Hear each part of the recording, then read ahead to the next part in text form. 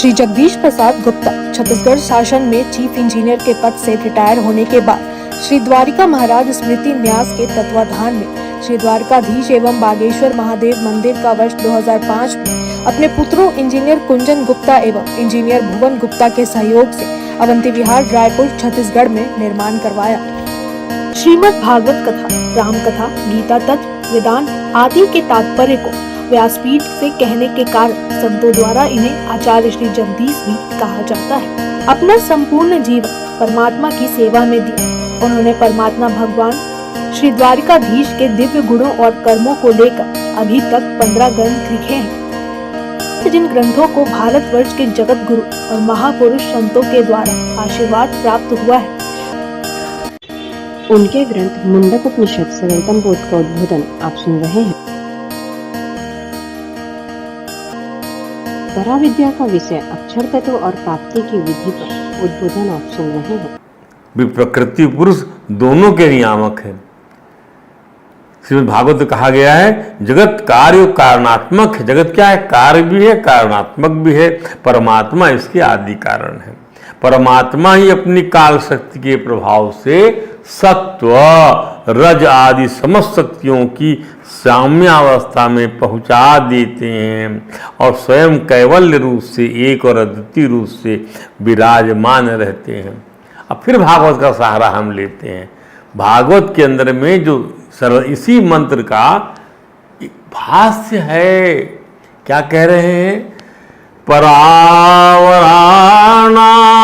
परमुआस्ते कैवल्य संगीता केवलानुभवानंद संदोहो निरूपाधिका।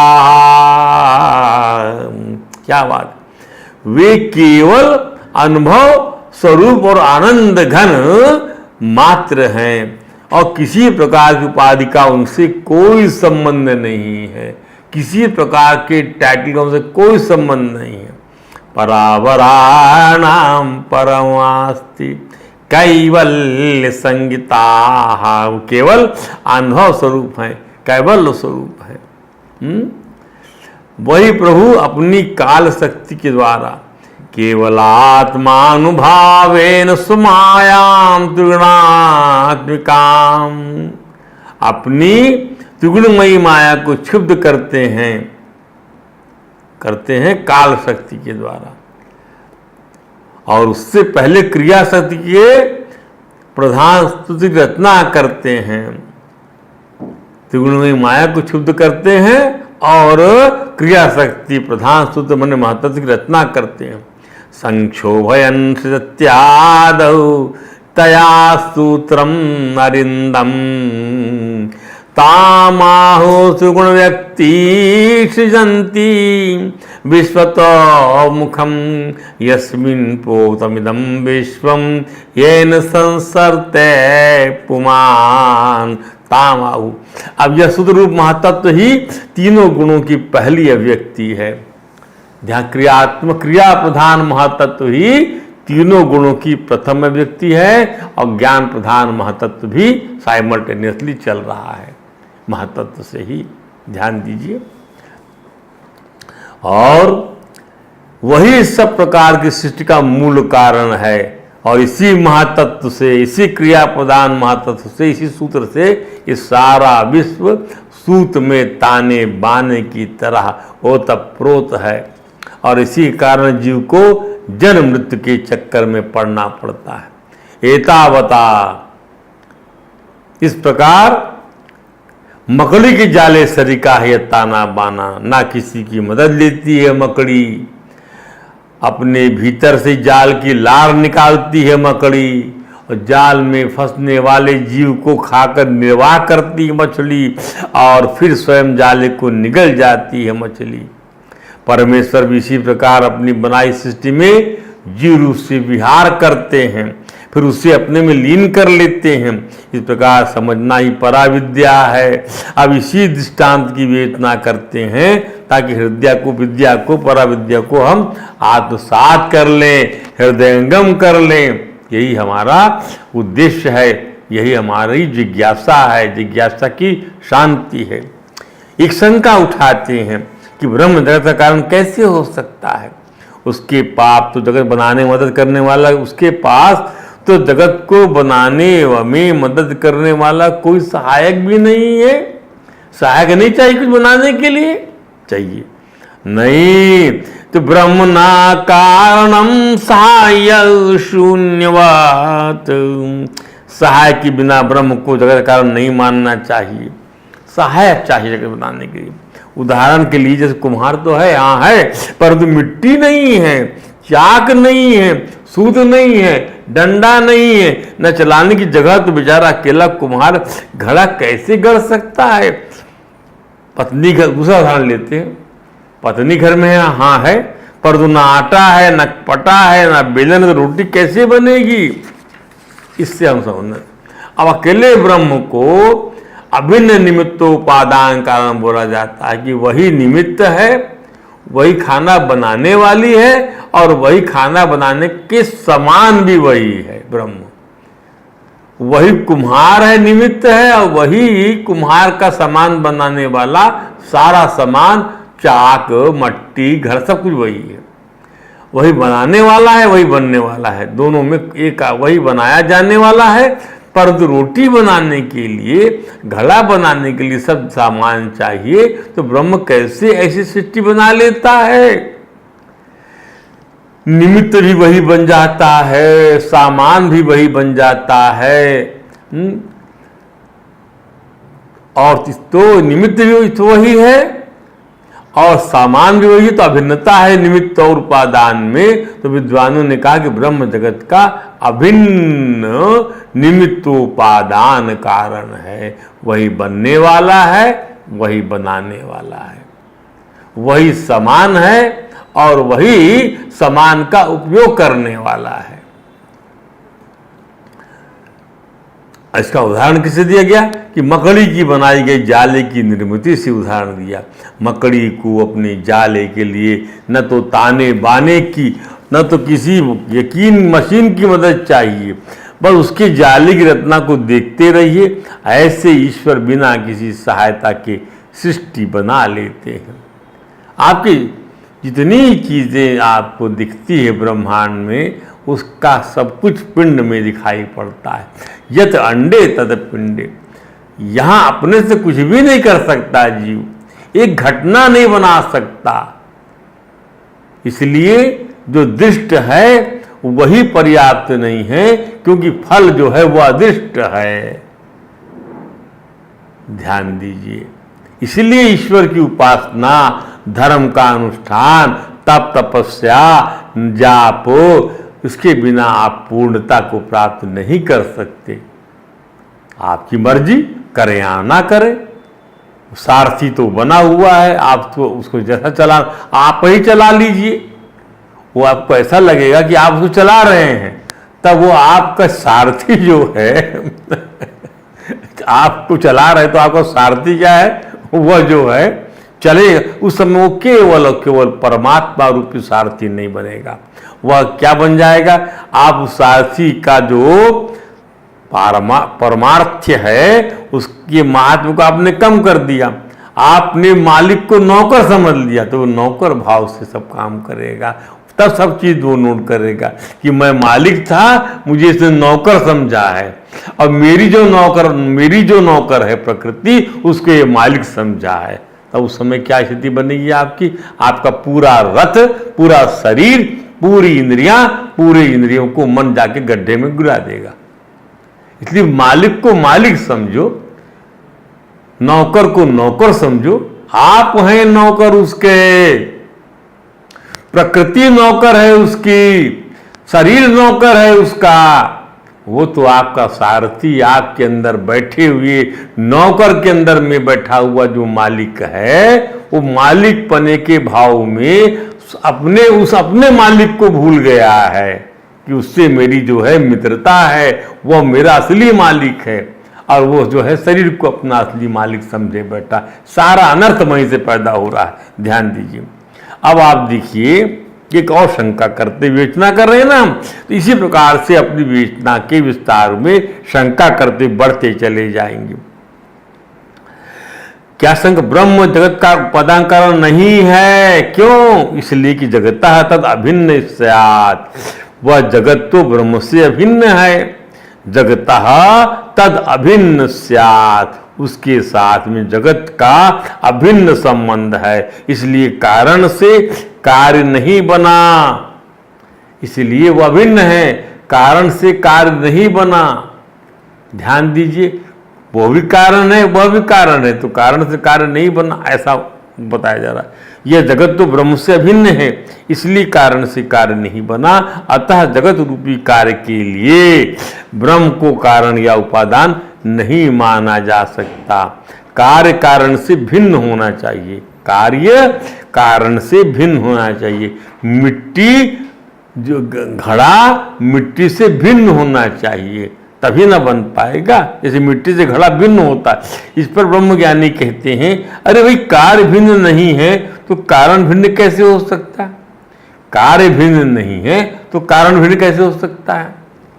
जब घड़ा भिन्न नहीं है तो मट्टी भिन्न कैसे हो सकती है?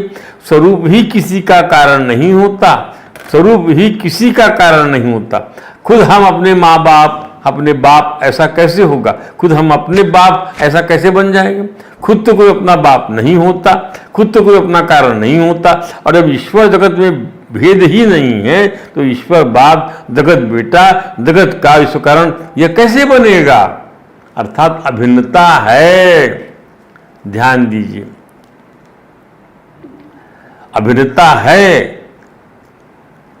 इस शंका के निवारण के लिए ब्रह्मर्षि अंगिरा ने इसी मंत्र में बताया क्या?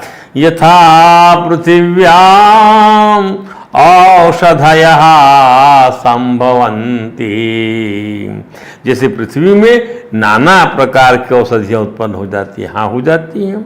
औषधियाँ माने ऐसे पौधे जो फलों के पक जाने पर नष्ट हो जाते हैं, और जैसे धान, गेहूं, चना आदि, ये जो है ये स्थावर प्रकृति के अंदर में जो है ये प्रकार की प्रकृति है ये, अर्थात फल देने के बाद पुनः धरती में मिल जाते हैं। दूसरे शब्दों में औषधियाँ मिट्टी से पैदा हुई और मिट्टी में मिल गई। मिट्टी के सिवाय दूसरी चीज तो मिलती नहीं, तो एक ही चीज में कार्य और कारण का व्यवहार देखने में आया।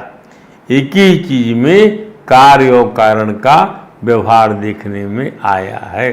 पौधा और खरपतवार हुआ कार्य तथा पंचमहाभूत हुआ कारण, तो पंचमहाभूत और वह वस्तु अलग अलग नहीं, एक ही कारण है। ऐसे ही परमेश्वर में ये समूची सृष्टि पैदा होती है, दिखती है और उसमें मिल जाती है। कार्य कारण का भेद नहीं, इसी को समझने के लिए कार्य कारण का व्यवहार होने पर भी कार्य कारण में अभिन्नता है।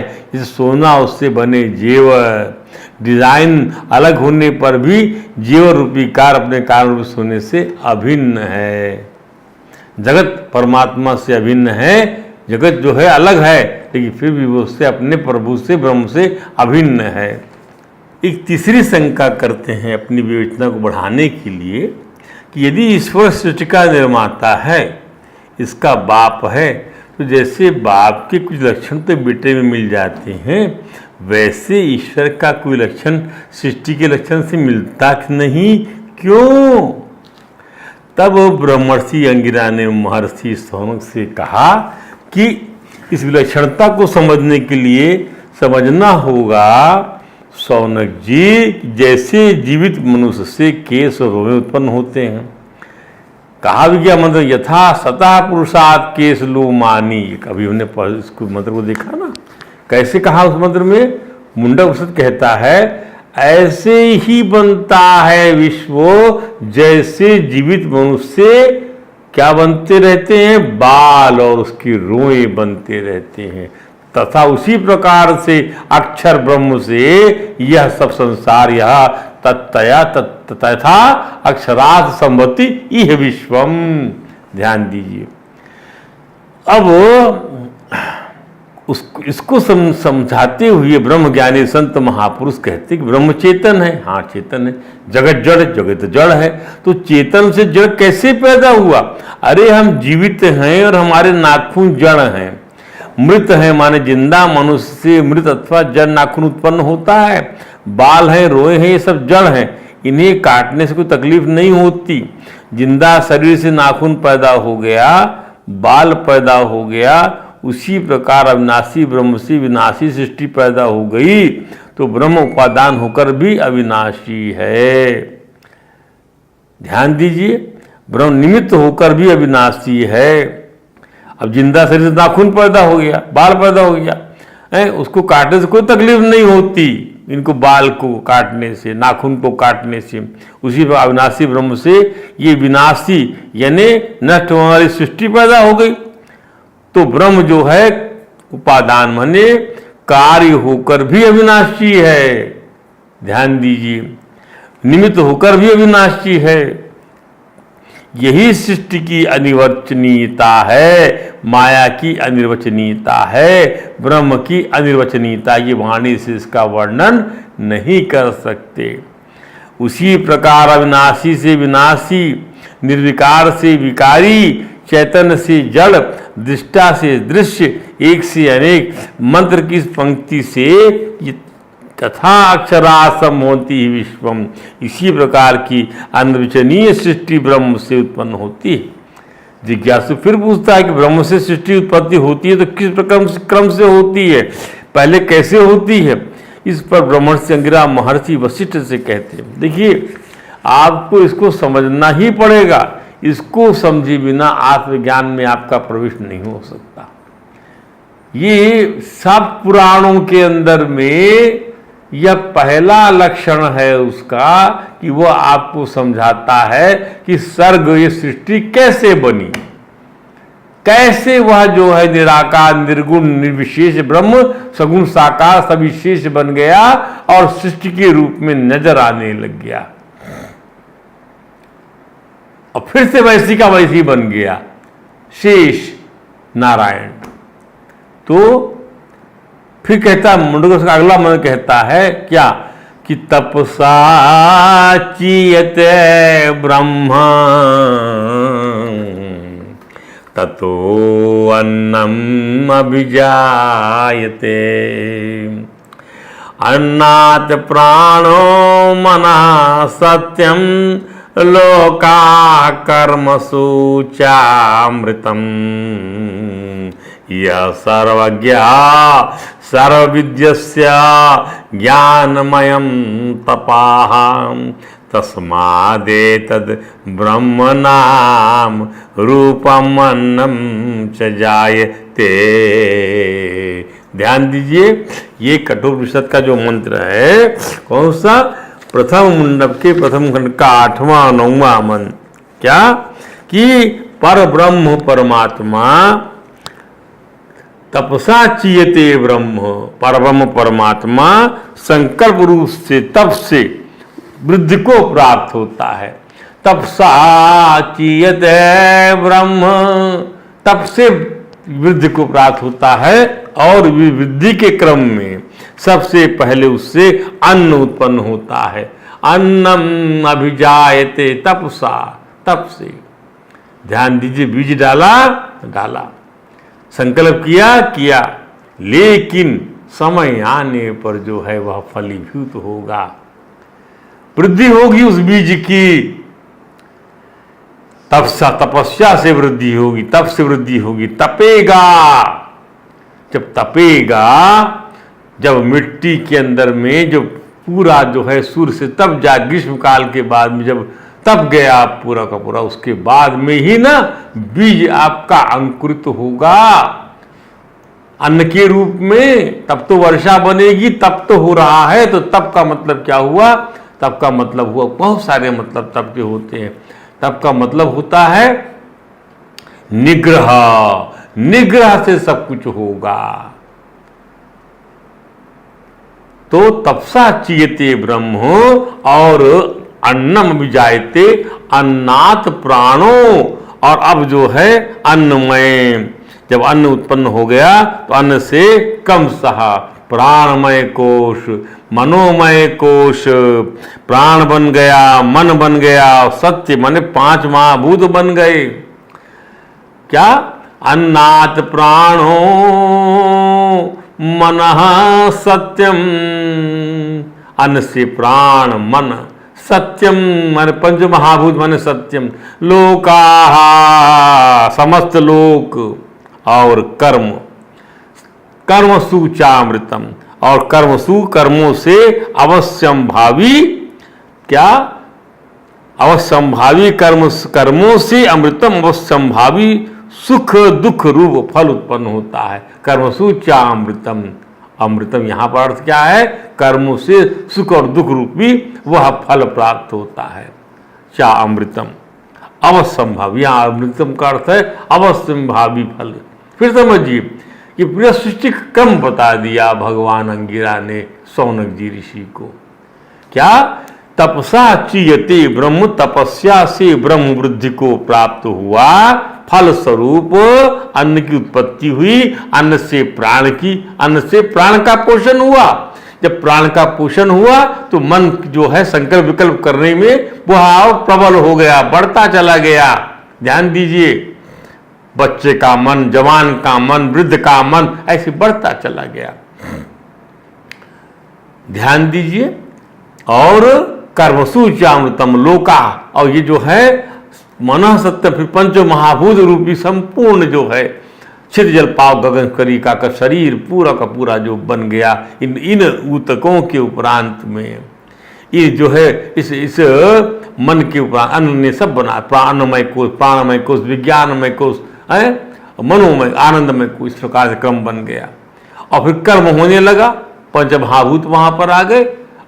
5 महाभूत आ गए मतलब अहंकार की सृष्टि भी साथ में जुड़कर आ गई, और आप जो है कर्म करने लगे और आपको है सुख और दुख रूपी फल प्राप्त हो लगा। यह सर्वज्ञ सर्वविद्य ज्ञानमयम तपाह। ध्यान दीजिए, तो जो सर्वज्ञ और सबको जानने वाला है, जो सर्वज्ञ है सबको जानने वाला है, यह सर्वज्ञ सर्वविद्यस्य, यह सर्वज्ञ सर्ववित यस्य ज्ञानमय तपाह, यस्य ज्ञानमयम तपम, जिसका ज्ञानमय तप है, जिसका ज्ञानमय तप है, जो सबको जानने वाला है, सर्वज्ञ है, जिसका ज्ञानमय तप है, तस्मात् एतद् ब्रह्म नाम, उसी परमेश्वर से यह ब्रह्म, यह विराट रूपी स्वरूप जगत, तस्मात् एतद् ब्रह्म नाम, एतद् विराट स्वरूप जगत तथा नाम रूप अभोजन उत्पन्न होता है।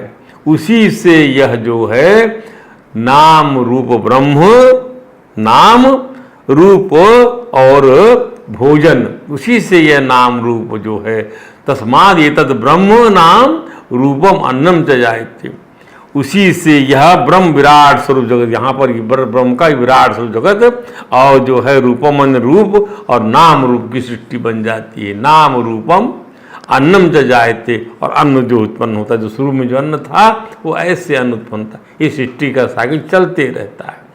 अब इसकी जो है इसकी विवेचना करते हैं। तपसा चीयते ब्रह्म, प्रसंग है जगत की उत्पत्ति के क्रम का। जगत की रचना का समय आने पर प्रब्रह्म परमेश्वर अपनी संकल्प रूप तप से वृद्धि को प्राप्त होते हैं। तप से वृद्धि की प्राप्ति का अर्थ क्या है? तब से ऐसा क्या होता है कि ब्रह्म में सृष्टि के निर्माण का संकल्प उठता है। इसको समझने के लिए गीता जो कहती है उसको सुनिए। यज्ञ दान तपः कर्म न त्याज्यम कार्यमेव तत्, यज्ञदानम तपस्यैव पावनानि मनीषिणाम। यज्ञ दान और तप रूप कर्म का त्याग नहीं करना चाहिए।